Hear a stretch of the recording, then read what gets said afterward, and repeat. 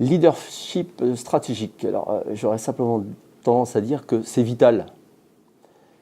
C'est vital parce que dans notre métier, la première ressource de l'entreprise, la première richesse de l'entreprise, ce sont les femmes et les hommes qui la composent. Et la réussite d'un projet, elle passe forcément par l'harmonie, l'adhésion, l'engagement des personnes sur un chantier, sur un projet. Si on n'a pas les gens complètement impliqués au bon endroit, au bon moment, qui apportent toutes leurs compétences sur un projet, ça ne marchera pas.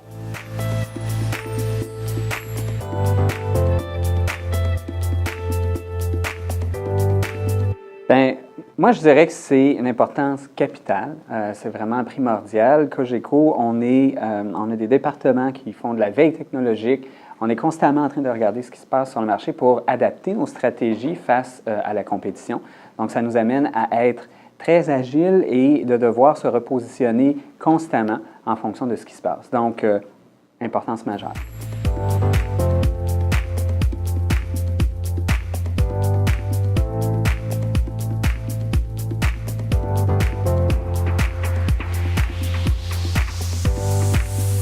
Et le leadership stratégique, c'est d'être capable de répondre à tout type de situation.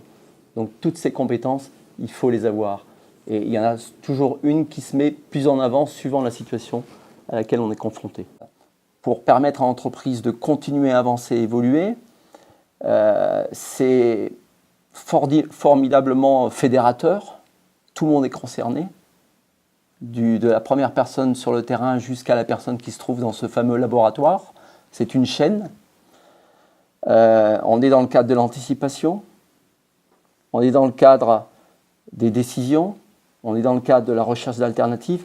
On regroupe un peu toutes les compétences dont on parle depuis tout à l'heure et ça met l'entreprise en mouvement, comme je le disais tout à l'heure. Donc c'est un exemple tout simple de leadership stratégique et qui implique, comme je disais tout à l'heure, dans le profil de l'entreprise, toutes les strates de l'entreprise à tous les niveaux.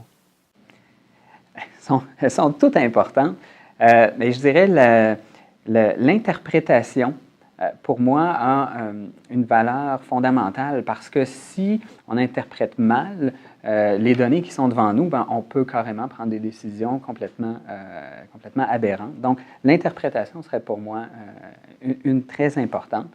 Ensuite, la recherche de consensus, parce qu'une fois qu'on a déterminé la direction, ben, on n'y va pas tout seul, hein, il faut y aller en équipe.